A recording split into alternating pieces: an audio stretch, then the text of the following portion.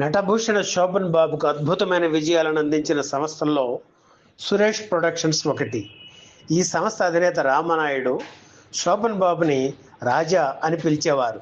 వీరిద్దరి కాంబినేషన్లో సినిమా వస్తుందంటే చాలు అభిమానులతో పాటు ప్రేక్షకులు ఆశగా ఎదురు చూసేవారు.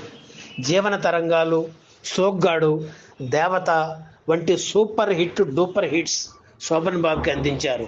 ఎంకీ నాయుడు బావా సినిమా వచ్చిన 6 ఏళ్ల తర్వాత శోభన్ బాబు దర్శకుడు బోయిన సుబ్బారావు కాంబినేషన్లో రామానాయుడు నిర్మించిన చిత్రం మాంగళ్య బలం.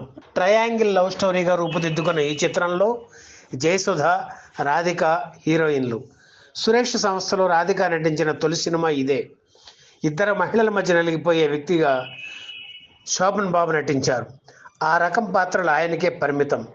ఆయన కూడా వాటికి అంకితం అయ్యేవారు.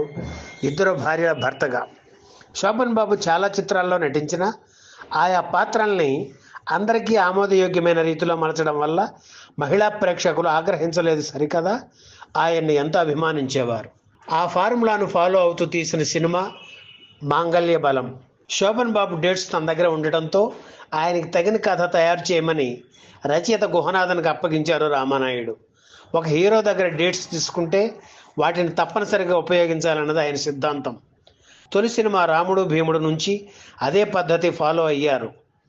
గుహనాథన్ చెప్పిన కథ అందరికీ నచ్చడంతో 1984 సెప్టెంబర్ 8న మాంగళ్య బలం చిత్రం షూటింగ్ ప్రారంభించారు రామానాయుడు. ఈ చిత్ర నిర్మాణం అంతా హైదరాబాదులోనే జరిగింది. పాటలను మాత్రం వైజాగ్, అరకులో చిత్రీకరించారు. మాంగళ్య బలంలో అధిక భాగం సన్నివేశాలు హాస్పిటల్లో ఉంటాయి కనుక అన్నపర్ణ స్టూడియోలో సెట్ వేశారు. చిత్రంలోని ముఖ్య తారాగణం పాల్గొన్న సన్నివేశాలను ఇక్కడే చిత్రీకరించారు దర్శకుడు బోయిన సుబ్బారావు. సగానికి పైగా చిత్రం పూర్తయ్యాక ఈ చిత్రం గురించి ఓ చేదు నిజం తెలిసింది నిర్మాత రామానాయుడికి.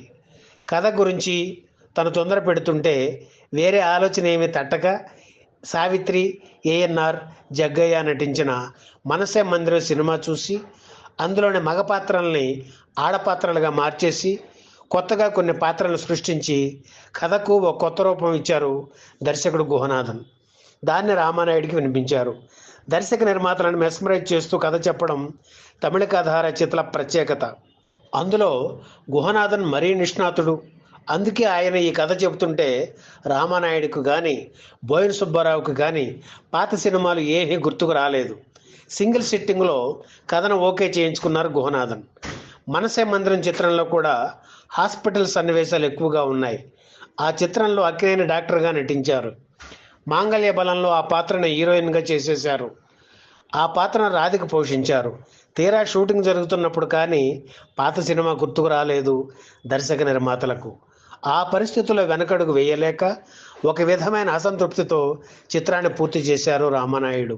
1985 ఏప్రిల్ 5న మాంగళ్య బలం చిత్రం విడుదలైంది. అప్పటికే ఇద్దరు హీరోయిన్లతో శోభన్ బాబు నటించిన సినిమాలు చాలా రావడంతో ఒక విధంగా ప్రేక్షకులు విసుగు చెంది ఉన్న పరిస్థితుల్లో విడుదలైన ఈ సినిమాకు ప్రతికూల ఫలితం వచ్చింది.